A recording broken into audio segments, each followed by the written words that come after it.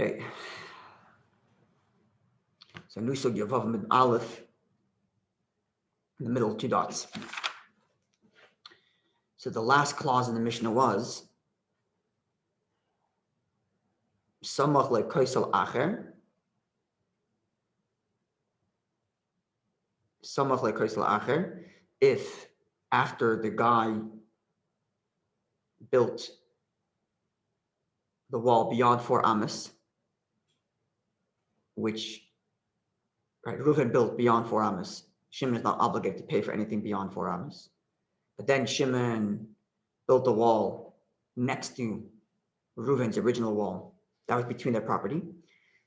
So after the Mishnah continues, even though he hasn't yet put a roof connecting his new wall with the original wall that's in between, but the fact that he built that second wall indicates that he's going to make him pay for the whole thing, for the extra height as well, because we see that he wants it. And then the last line is in that scenario, the assumption is that he has not paid for that extra part of the wall unless he brings a proof that he actually paid. So that's the Mishnah. So what we're going to do is there's a few different mahalchim. There's a few different, to me it seems like a few different ways of learning the Gemara. Just so far, there's probably more. So at least 3. So what we're going to do is we'll go Gemara Rashi all the way through to the end of this discussion, partially the end of the discussion, which is in the middle of the next page, and we'll come back and look at the Tosafos, and there's little Tosafos in Rashi also. We'll skip those and come back to them as well. So we'll do Gemara Rashi, come back to see the little Tosafos, and then look at Tosafos himself, and then we'll look at the Rosh. We'll see the different ways of thinking about this, the flow of the Gemara. So for now, Rashi. Amar Ravuna said, Samach lapalga, if Shimon, the neighbor, built only half the wall, palga means half, Samach lakula, we consider it as if he built the wall opposite the entirety of the wall. So let's see Rashi, what does that mean? Samach lapalga, top right. The new wall is not as long as the original wall that was between them. Only halfway, or whatever. So this is length. So the height is the same. So he builds a second wall at the same height of the original wall, 8 amas, whatever it is, but didn't extend the whole length. Or the goyvoy, or he raised it up partially. It hasn't yet reached the height of the first wall, but he built some. So that's what it means halfway. So according to Rav opinion, if you did that, Samach l'kula, says Rashi, he's obligated to pay for his part in that first wall in its entirety, as if he built a wall opposite the entirety of the first wall, even though he hadn't. It's only halfway up or halfway length. Even the Hischel Ligmar, because he started Sefer Ligmar, he's certainly going to conclude the wall. Because otherwise, what's the point? Why would he build a half wall? Obviously, he's going to finish. And when he finishes, he's going to put a roof. Tanan, and our Mishnah taught us, even if he hasn't yet put the roof on, because we can tell that he's going to, noisin miyad, he gives the money right away. So if our Mishnah teaches that a person gives the money even before he makes use of the middle wall, but only does enough to indicate that he wants the middle wall, then says Rav, I want to take that logic to its next conclusion, which is even if you didn't finish the wall, but you built enough of the wall to indicate that you're going to finish the wall, it's enough to already make demand that he paid. This is Rashi. So just going to point out something in Rashi that I'm not sure about. So Rashi said in the first Mishnah, in the first Rashi, or at height, didn't reach the height of the first one. But did he go over 4 amas, or does it make a difference? Does it make a difference? In other words, because the question here is about he already paid for the first 4 amas because that was obligatory, because it's halfway between the two of them because of Hezek Re'iyah. The question is everything that's above the 4 amas, right? And that's when we require the other wall to indicate that you want it. So how high in Rav Huna's view, how high do you have to go in that second wall to indicate that you want the first wall. You at least have to go before 4 amas, higher than 4 amas, to indicate that you're happy with the new height. Or even if you've gone 2 amas, why would you make a 2 amas high wall if not for the fact that you want to go all the way up and make use of the whole height? Rashi doesn't tell us.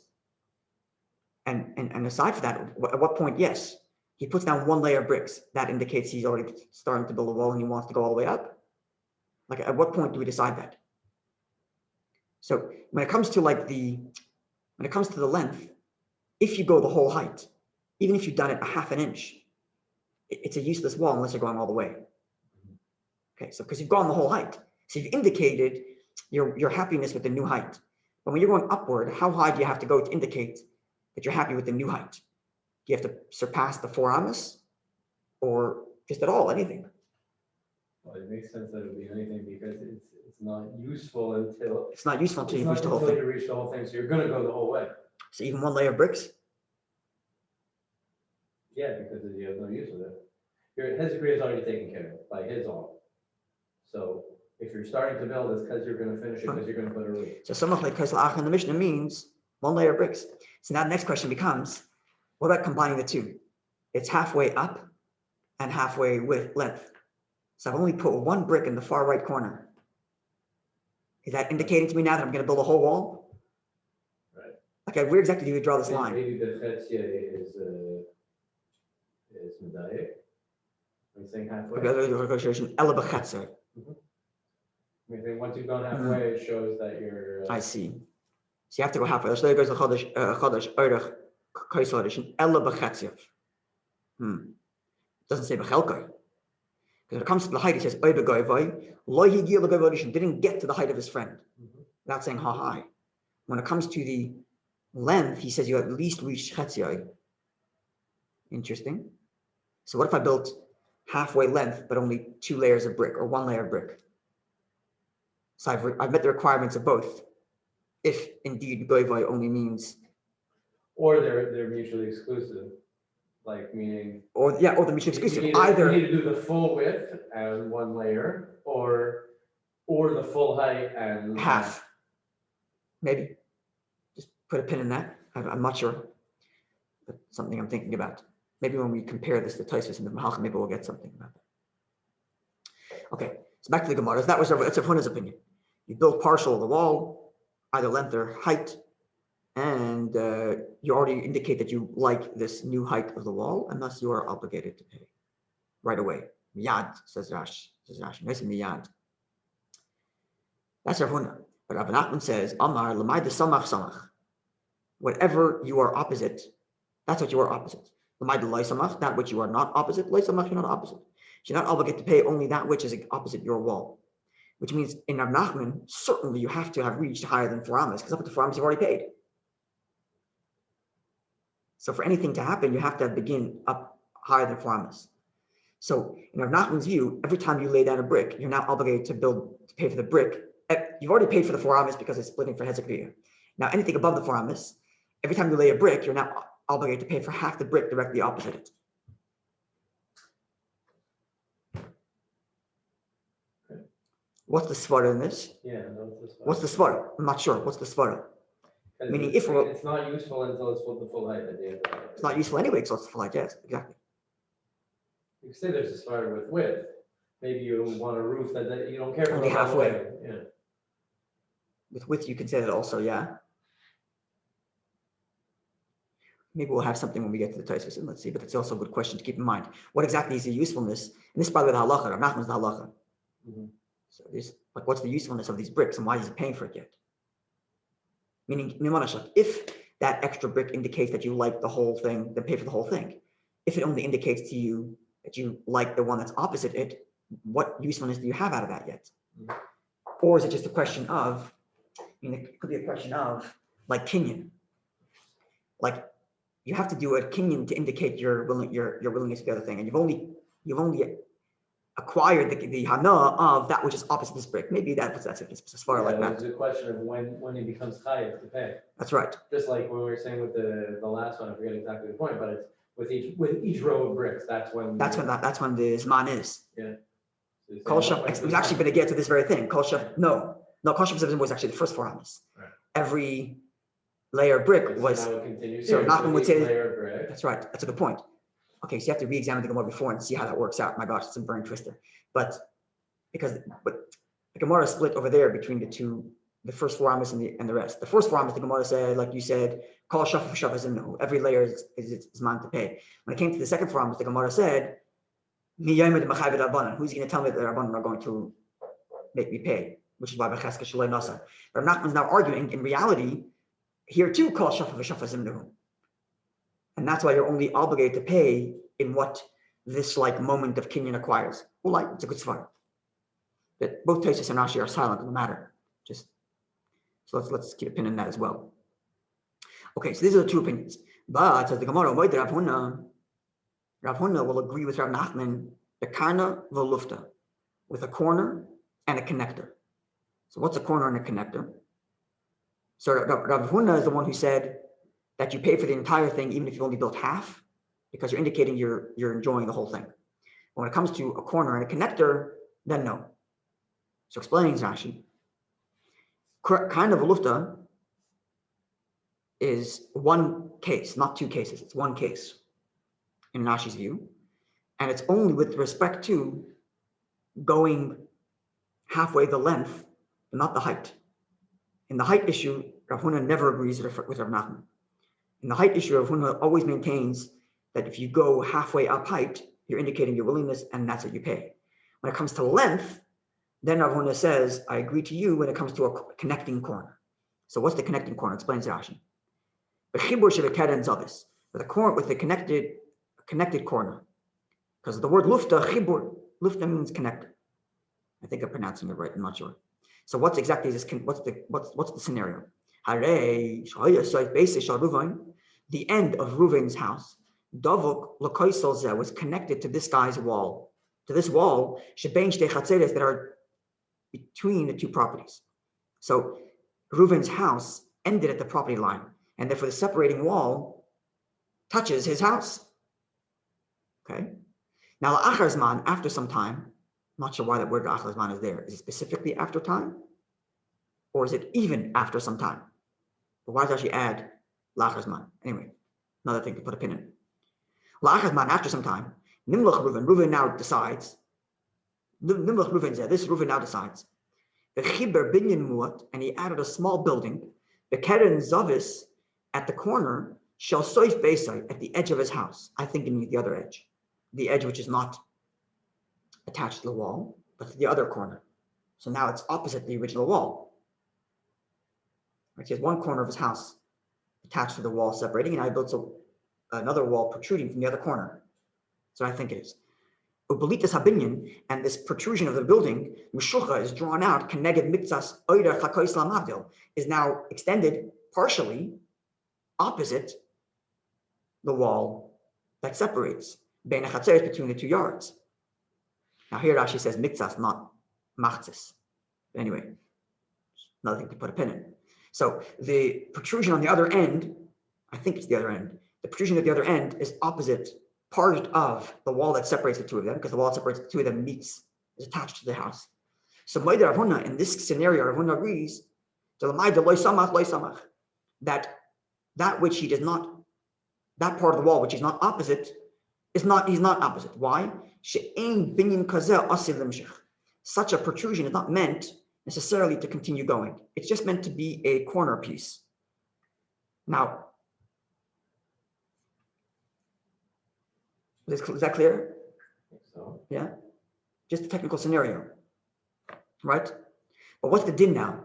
The din is that the din means that the part of the wall that you are opposite, you do pay for. The rest of the wall you don't pay for. So I'm guessing like this, right? So let's just say what Rashi actually said from correct, right? So there's a house, and then let's say the back left corner is attached to a wall separating the 2 yards, and then the back right corner he builds a protrusion that's partially opposite the wall on the left. Okay. So he doesn't pay for the rest of it, but does he pay for the part of the wall that is opposite this new protrusion? Seemingly yes, because that's the din of Nachman. Yeah. Means, but that which you did are opposite, you do pay for, right? Rashi Rav Nachman said, "L'mayda samach samach, l'mayda loy samach loy samach." Right. So even though Rashi only says "Moed Rav Huna de l'mayda loy samach," seemingly l'mayda samach also samach, which means you paid for the part that you did that is protruding or not, because Rashi doesn't explicitly say so. Rashi only says, you see what you see? Rashi only says l'mayda loy samach. To what degree does Rav Huna agree with Rav Nachman? That he doesn't pay for the other 3 quarters, or that he pays for this quarter also? Follow what I'm asking? Because there's 2 parts to Rav Nachman's din, right? Rav Nachman's din is that if you built a wall halfway, it's the full height, halfway the length. Yeah. So Rav Nachman's opinion is you pay for half the wall that was opposite the wall you just built, but not for the other half. So the Maida Samach Samach, that which you opposite is opposite, you paid for. Maida Loy Samach, that which is not opposite, Loy Samach, you don't pay for. Right. But which part is Rav Huna agreeing with? That you don't pay for the rest of it? That you do pay for the part that you did build? Both. Yeah. Rashi doesn't say both. Rashi only says that Moed Rav Huna, the Lamai, the Loy Samach, Loy Samach. Doesn't say Moed Rav Huna, the Lamai, the Samach, Samach. But otherwise it would say you don't pay anything. Oh, so presumably you do pay. So now let's figure that out. Why is he paying for it? He made a protrusion at the corner here of his house, on the right-hand side, and the left-hand side's a full wall. So why is he paying for that little 2 feet? Mitzas, only mitzas, so 2 feet that came out. Now he's paying for 2 feet of the extra wall there. Why? Presumably he's going to lay something across and make an awning. Because now it makes sense. Because it's attached to the end of his house, so maybe he just likes to have a little veranda popping out of his house. It doesn't mean he wants to have the whole length. Ulai. Unless, either that, unless Rashi's doing medayik, that he's only moida in the second part. You don't pay for the rest of it, but you actually don't pay for any. Yeah, but then it's not part of the discussion, really. It's like a different. Well, it is, because Rav Huna's opinion otherwise would be you do pay for the whole thing. If it weren't for a corner, you pay for the whole thing. But I agree with you in this case, you don't pay for anything. Because if it weren't a corner, Rav Huna would say you pay for the whole thing, even though it's only been 2 feet. Oh, okay. Right, so he is giving in. He's just going even farther. But I don't know that that's the case. I'm only saying that because Rashi doesn't say Moed Rav Huna Rav Nachman, period. No, but Rashi would need to elaborate if that's what I hear what you're saying, that maybe he's being precise in the language, but yeah. In fact, I could say even further, because this kind of building is not meant to be drawn out. And if it's not meant to be drawn out, it's not meant to be using the other wall at all. It's independent, like, aesthetic thing at the corner of your house of this protrusion. I don't know, I could see it both ways, but either way, it would be shver. If you're going the way I just said it now, the problem is Rashi is not explicit, and like you said, Rav Huna is not fully agreeing with Rav Nachman. It's only in the fact that he doesn't pay for the rest of the wall, but it's not really an agreement with Rav Nachman. On the other hand, Rashi doesn't say either that he agrees you pay for the whole thing, and there's no logic as to why you should pay for it. Rashi doesn't explain why you're paying for those 2 feet. Why are you paying for that mitzvahs?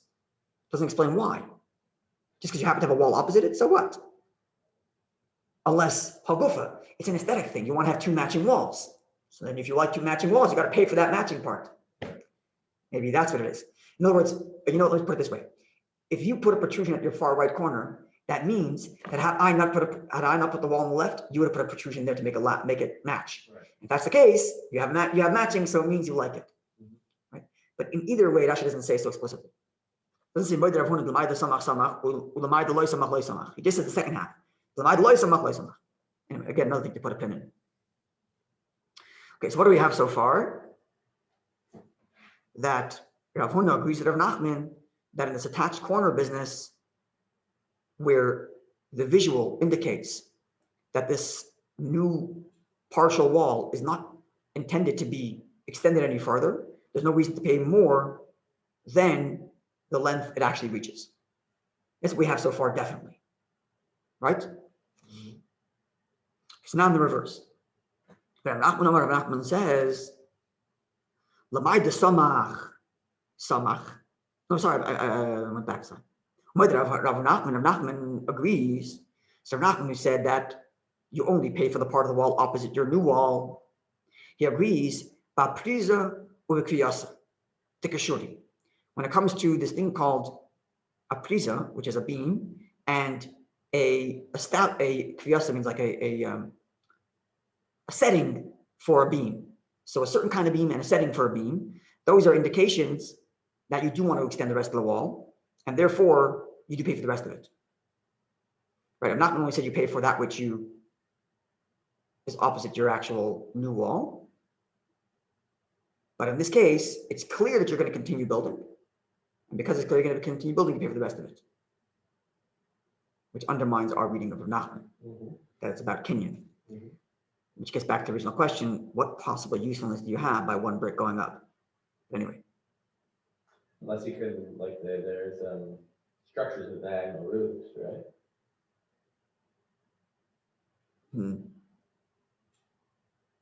But even if it's a diagonal roof, you still like the whole height. You're still using the other guy's height. Even if it's a diagonal roof. Yeah, but it shows that you would have been happy with a roof that's equivalent to the lower end, because you can't really. Either that, or you're just putting a roof like that, and you're not making use of the rest of the wall height. Okay. You're only making. If there's a way to fit it. But if, as you see, there's a beam setting, that means you want to make a second story, then you do want that extra wall because you're making a second story because of the beam setting. Right. Maybe. Because let's see. Actually, this is probably correct. Let's see. So it says. Okay, so Rav Huna agreed to Rav Nachman with respect to a certain scenario of partial length.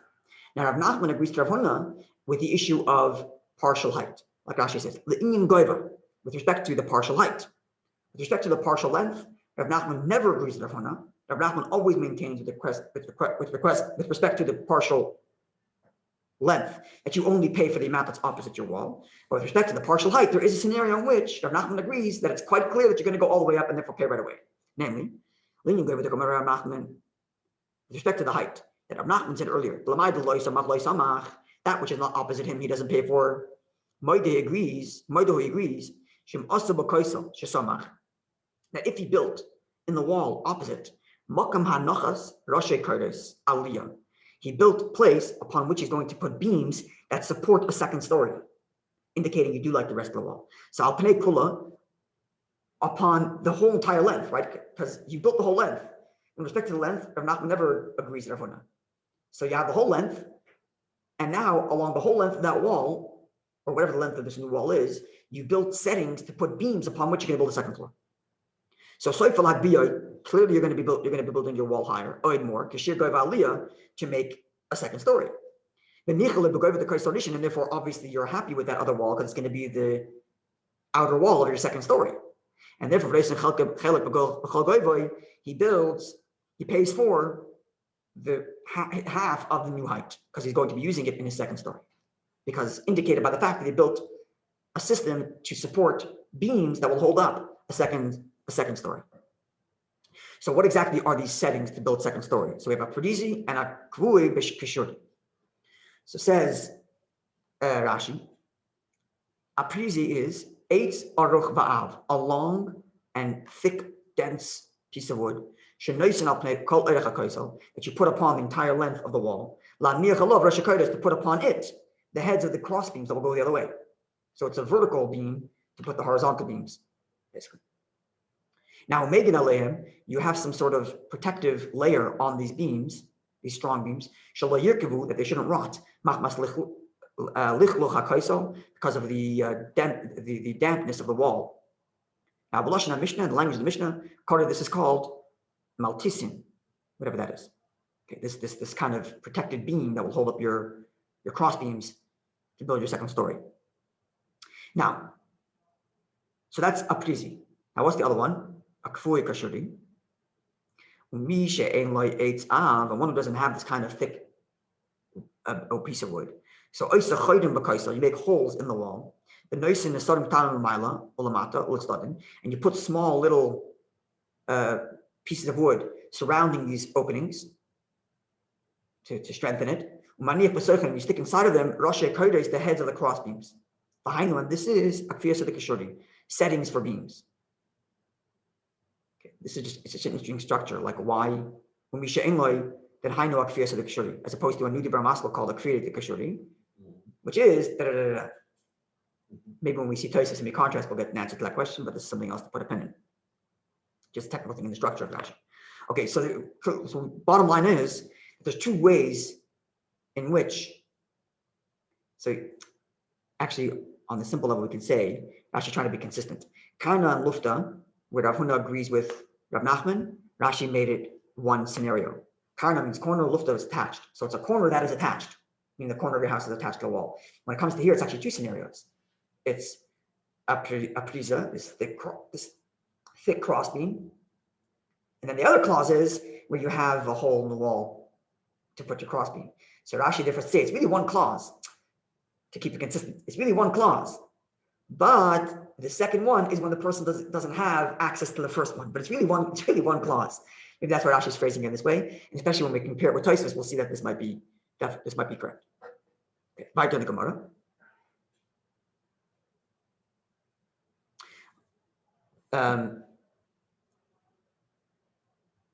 Amar Rav Huna says, Beikvi, if, I think that's pronounced the word, if the first owner, which Rashi calls Shimon, so we'll call him Shimon, their first builder, Shimon, who built the middle wall, built in the option for Reuven, his neighbor, to put cross beams into the wall. He made such holes in the wall to begin with for his neighbor to have cross beams. Lo have a chazaka, it's not a chazaka. Meaning, Reuven might, as we'll see in Rashi in a moment, Rashi might argue, let's just finish, come on, we'll look at Rashi. Even if he builds this thing called himlati, which is like Rashi can explain for us, but it's basically like a support wood around those openings for the cross beams. So it further indicates that he's really setting it up for his neighbor to put cross beams. That's still not a chazaka for Reuven the neighbor. As if to say, Reuven might say, look, you see you did all that, it's because I paid for my part, and that's why you built all those things in there. So that's not a chazaka, says the Gemara. Why? Because Shimon could tell Reuven, Amina, I said to myself, when you come to convince me that you want to use the wall, I don't want you to undermine the structure of my building. So I'm building it to begin with, knowing that you're going to come to me later, you want it. Okay, so let's see how Rashi explains that. And we're going to see again, interestingly, how Rashi doesn't break it up into different maskels when he seemingly could have. So Beikvi le'hava chazaka, says Rashi. Shimon shegbi kaisel. Shimon, who's the one who built the higher than 4 amas, hachaylik b'chotzer, which this wall is what divided between the two properties. The malam amas, and he raised it higher than 4 amas. But also b'chalonis l'tzad Reuven, and he made windows on Reuven's side. La'nachas rosh hakodesh, for Reuven to be able to put cross beams. As I explained in the previous Mishnah, where you have the previous Rashi, where explained how you have these openings for cross beams to go across. So I have a chazaka. This is not a chazaka for Reuven. Leimer, that Reuven could say, I paid my share and helped you build that extra height. Had I not paid for my part, you would never make it so convenient for me to put cross beams. So that if one day I want to build an extra wall, other one, after some time, you see again, Rashi says this word la'achazman, that I should be able to put a wall, that I should be able to put a roof. So clearly, it's because I paid. Even though he put himlati, shouldn't this be a new Dibra Maskal? Because this is the words of the Gemara. But it's not. Even though Shimon put himlati, which they are nisarim of him, dense pieces of planks of wood, that you put on the sides of the openings, to protect the cross beams, seemingly described in the previous Rashi. Maybe not, because the previous Rashi was talking about small ones. I'm not sure. Anyway, and Reuven cannot say, if it were not for the fact that I paid for my portion of that extra height, like you would never go to such lengths. I mean, even if in the first clause you would say, look, it was easy to make windows and that's why you did it. But then you went ahead and put support for my beams, not just opening, but you actually put support. It's because I paid. Says the Gemara, no. Why? Because the Amar le Shimon, this word Shimon I don't think should be bold, because there's no word Shimon in the Gemara. Rashi said it's Shimon talking, so I think that word should be unbolded. Anyway, the Amar le Shimon, because Shimon says back to Reuven, I said in my heart, says Rashi, explaining Shimon's logic, because one day you're going to make a decision to put a wall and lean it against mine, but lost a sticker to put a roof, and you're going to appease me by paying me off. So by Mashik Basin, by giving me money for the cost of making that wall taller. And I have to go ruin my wall to start making holes to make openings for your cross beams. And therefore I decided to preempt the issue, knowing you're going to see how awesome my second floor is. You're going to want it too. So I figured I'll preempt it by putting these things in. And considering that the Mishnah said there's a chazaka shalei nasan nasan, it extends even if Shimon was expecting Reuven to pay for it one day, and did so, and built into the wall the possibility for that to happen. Okay, back to the Gemara. Now at this point, the Gemara seems to take a detour. It's a related subject, and the question is why it comes here, and why it doesn't come in the third Perek of Bava Basra, which is Cheskas Habatim. The third Perek of Bava Basra, Cheskas Habatim, deals with the halachas of at what point do you acquire chazaka just because you've used something. You've been living in a house for so long, no one has come to evict you, we presume that you own it. The Gemara goes through all kinds of scenarios.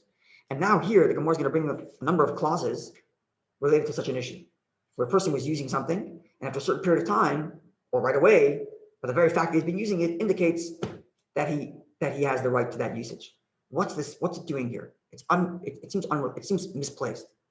Rashi does not address the issue, but we're going to see in Tosafos and Rashi two different ways of understanding how at the end of this little detour it connects back to our Gemara. Rashi clearly does not connect it back to our Gemara, which remains somewhat mysterious. Because even funnier is that right after that the Gemara is going to go to something which clearly connects back to the Gemara. So Rashi remains perplexing. So that's kind of the outline. And we're going to see that some of the things we put a pin in earlier are going to be consistent with Rashi making this not related to the previous Gemara. And the changes that Tosafos and the Rashi do in the Gemara with up till now are in some ways to allow us to evolve into understanding how this Gemara connects back to our Gemara. So we'll see how that goes. So again, for now, we're going to stick with just Rashi's reading before we get to anything else. I'm just, again, putting a pin in that. Okay. So here are the statements. Amar Rav Nachman said, a lot of times the Gemara takes detours, and the detours are because one guy is speaking, so you start quoting other things from that person. And Rav Nachman made a statement earlier, so now we're making more statements of Rav Nachman, somewhat tenuously related to our subject, but there should be more, as we'll see. Amar Rav Nachman said, Ichzik lohordi, if Reuven has a chazaka for laying down light pieces of wood upon someone else's wall, it's not a chazaka that he's capable of putting down big cross beams, because one's heavier than the other. And maybe Shimon allows him to put not such heavy beams, but not going to let him put very heavy beams. Okay, but lokashuri, if he somehow has a chazaka for resting big strong beams on this wall, he does have the chazaka to put softer ones, obviously, because if he has the heavier weight, he can have the lighter weight. Okay, Rabbi Yosef says, if he has chazaka for the soft ones, for the thin ones, he still has the chazaka even for the thicker ones. What's the logic? As we're going to see in the Rush later, the logic is because if I have a chazaka that you make usage of the top of your wall, it's not conditional. If you made a kinyan to allow me to use the top of your wall, the assumption is you allowed me to use it for anything. And the fact that I happen to now only need it for soft beams shouldn't make me ruin my chazaka. Let's say I bought the rights from you. So I bought the rights, but you put a clause in the thing only for light beams. I bought the rights. And why? Because I happen to have not put strong beams yet, do I now lose that right? And therefore, if you have the right to use it at all, you have the right to use it for anything. That's Rabbi Yosef's logic. So Ikidamri, others say that as Rav Nachman himself, we said Rabbi Yosef's statement. Rav Nachman said, if he has a chazaka to put lighter beams, he has a chazaka to put stronger beams, heavier beams. If he has a chazaka for heavier beams, he certainly has a chazaka for the lighter beams, lighter pieces of sticks.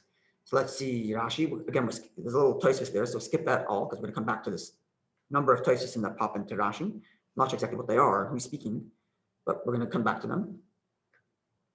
So go to Rashi at the bottom there. Ichzik lahordi. He has a chazaka lahordi laniach Rashi rehitim to put the heads of rehitim dakim to put thin pieces of wood al kois chaver on the wall of his friend. Like Ichzik l'kashuri, he does not have a chazaka to put heavy crossbeams. Laniach lav kodes keveda is to put heavy crossbeams tachas elu in exchange for or in the place of where these thin ones were. Now al kois chaver on the wall of his friend. Not the wall that they split between the two of them, just randomly, any wall of his friend. Rashi is not making it connected to our previous case, where we're talking about the wall that's between the two of them. And this guy extended the wall higher and therefore belongs to him, and nothing to do. Just allow. A wall that is, my friend has, my neighbor has built a wall on his side of the property and he has, let's say, what's it called? What's the Gemara's lashon? A chazis, to indicate that it belongs to him. But I've been putting wood on there for whatever it is. So that alone is enough. All right, so next clause from Rav Nachman about this chazaka, which seems to again be unrelated. Rav Nachman said, if I have a chazaka, if Reuven has a chazaka, that rain may drip off his roof and land in his neighbor's yard. So there's a chazaka for years, this has been, for whatever, how much time it's been going on. So ichzik the shivchi, then I have a chazaka that I can build a gutter and have all the rain pour down in one spot. Why is that? Because it's better for you. Because you don't have the rain dripping everywhere. It's only dripping in one spot. Okay? So nitfi means drip and shifchi means pour. Right? So pouring down to one location, like through a funnel, a gutter. But ichzik the shifchi, if I have a chazaka that I have a gutter pouring water into one location in my neighbor's yard, like ichzik the natfi, I don't have a chazaka to then remove it, and now it's going to be dripping all over his yard. All right. Rabbi says, even if he has a chazaka just to pour it out, he has a chazaka for dripping, because once you have a chazaka to make the water fall into the other guy's field, into the other guy's yard, you have the chazaka to make it fall anywhere.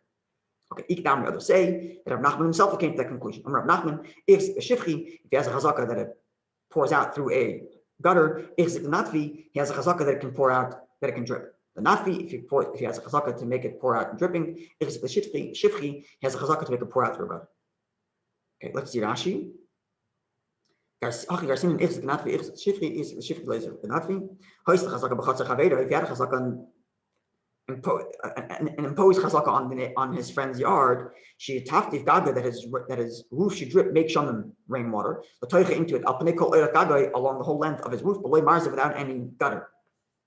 Then he has a chazaka that he can install a gutter. In Rotza, if he wants, he can make a gutter. And all of the rainwater will be collected and flow into one spot. Because it's better for his neighbor that doesn't have rain falling all over the place. Okay, etc. Back to the Gemara. But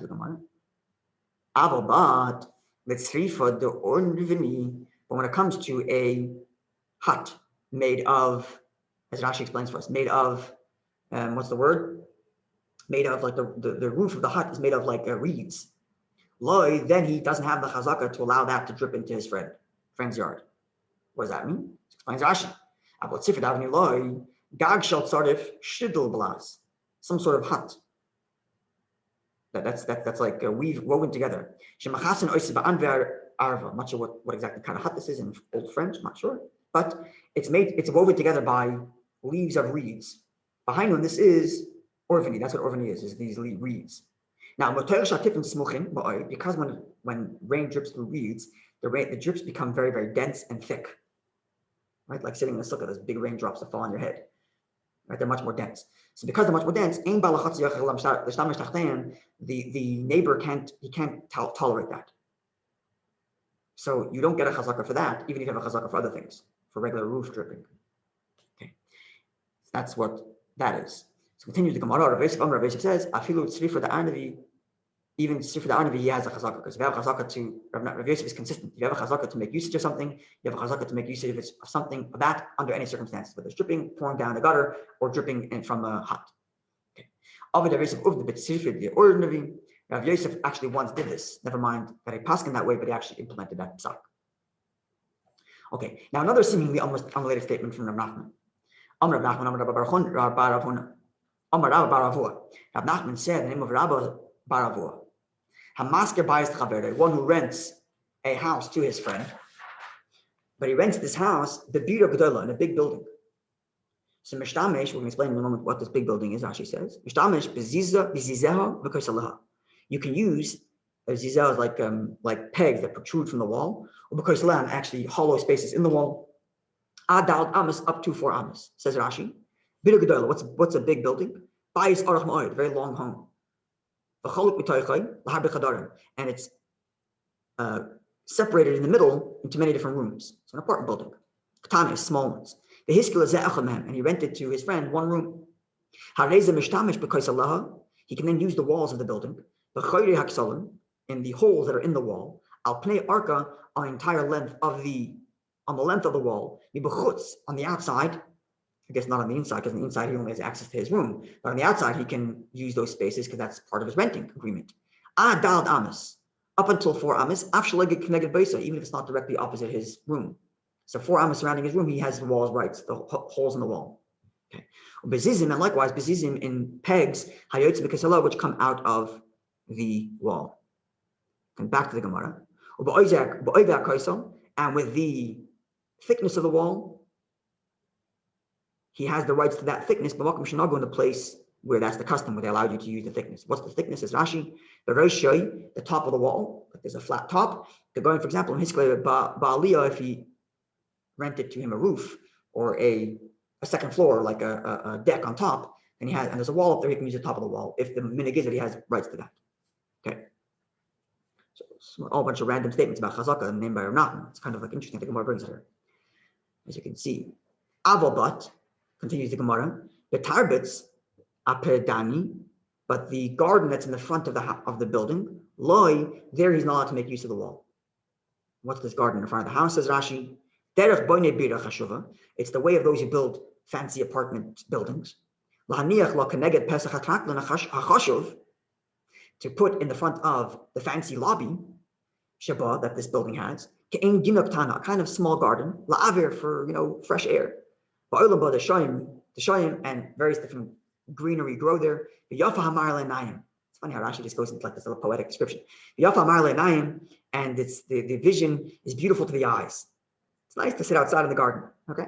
But there, this guy, this renter, does not have the right to hang anything on the walls, klum at all. Because it's not meant for him to go and spend time in there. It's just the nice thing he gets to walk through when he comes in and out of his house. Okay. So this is all Rav Nachman speaking in the name of Rabbi Bar Avua. Continues the Gemara. Rav Nachman Didei Omar, Rav Nachman on his own says, disagreeing with Rabbi Bar Avua, that afilu b'tarbetz apendani, that even with the garden in the front, he does have the right to hang things up there because that's his lobby. He can walk in and out there, so he has rights to the walls there as well. So if there's hooks in the wall, he can hang his coat. But the backyard, loy, there he has no right to hang things in the wall. What's the backyard? Says Rashi, like the breath, the opening. Shachir Abatim, says Rashi, Kol Hekef Shachir Abatim, the entire surrounding behind the building, Kari Rechava is called the opening or the plain. Lefshnei Abatim, and that which is in front of the home, Kari Chatzar is called the Chatzar, a yard. Ein Harchava, which is Gedas Leilos Damish, and therefore the backyard is not rented to this renter to use. Okay, so that's Rav Nachman disagreeing with Rabbi Bar Avua. Rabbi Bar Avua said no rights other than his room plus the surrounding wall of 4 amas. Rav Nachman added you have rights to the front yard, and Rava now adds, you even have rights to the yard behind. Okay. Now says the Gemara, Ravina says, now this statement is where Tosafos and the Rosh bring it back to our Gemara. But as we'll see in Rashi, he does not. Ravina says, Hi Keshura the metal lita, this beam meant for shade, ad tlasin yomin, if it's sitting there up until 30 days, lo have a chazaka, has no chazaka. Basra tlasin yomin, if it's sitting there for longer than 30 days, have a chazaka, now he has a chazaka for the rights of that. Because his neighbor, his friend, the neighbor should have, or the owner of the wall should have protested. Says Rashi, lo have a chazaka. In somcha koisel chaveru, see, not somcha al koisel shebein hachatzorim or something. Just like before, it also said If I put wood leaning on my friend's wall, and my neighbor, my friend, did not protest within 30 days, so I have no chazaka yet, because it hasn't been 30 days yet. Litoin, for me to argue, and say, I paid my way. Piyasta means I appeased you with money, and I bought the rights. Ad olam, forever. The chol klos and yamin, because so long as it's only 30 days, like kapit inish. A person doesn't care so much for a couple of days, a couple of weeks. The guy's putting something on my wall. Okay, no. You're not going to protest. Savar, he's going to think, Chaveri, my friend, this neighbor tzarich was the sale. He needs the shade. In a couple of days, I'll take it down. But once it's there for 30 days, I should have protested. And if I didn't protest, the neighbor can argue that I bought the rights. Okay. Says the Gemara, right there. The mitzvah. Now, if he used the wall to lean upon it, the sukkah for a mitzvah of sukkahs. The mitzvah of sukkahs is also meant letzel. It's also meant for shade. The pasuk says the sukkah ti letzel yomam, and the Gemara and sukkah uses that to derive certain halachas. So even though the sukkah is also meant for shade, but because this sukkah is now clearly built for the mitzvah of sukkahs, so ad shiva yomim, if it's there for the 7 days of sukkahs, lo yav chazaka. He hasn't acquired the rights to that. Because his neighbor's letting him use it because it's sukkahs. He wants him to let him have a sukkah. But Basra shiva yomim, once sukkahs is passed, 7 days are over, have a chazaka, then it's a chazaka. Because you should have protested and say, hey, sukkahs is over, take your sukkah down. But if the neighbor who put these beams for shade on connected it to my wall with cement right away, have a chazaka, it's a chazaka. Because a guy does something like that to my wall, I'm not going to say, oh, it's only for a couple of days, I'll take it down soon. I should have protested right away. If I didn't protest right away, it's a chazaka. Because what are you cementing beams to my wall for? Says Rashi, because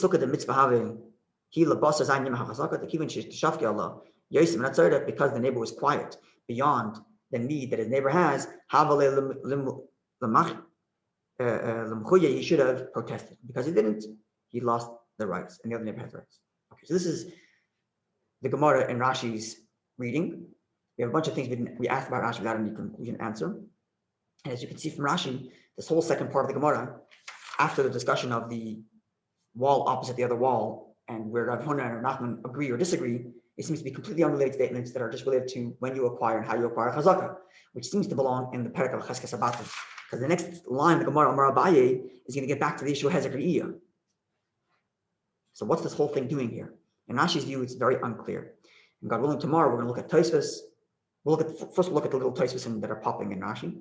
Then we'll look at Tosafos himself. Then we'll look at the Rosh, and we'll see that they have a little bit of a different way of reading the Gemara. And we learn in these little differences, little nuanced differences, what emerges is a different way of understanding it. And then this detour actually will be related back to our Mishnah and our Gemara. Slap Be'ez Hashem tomorrow.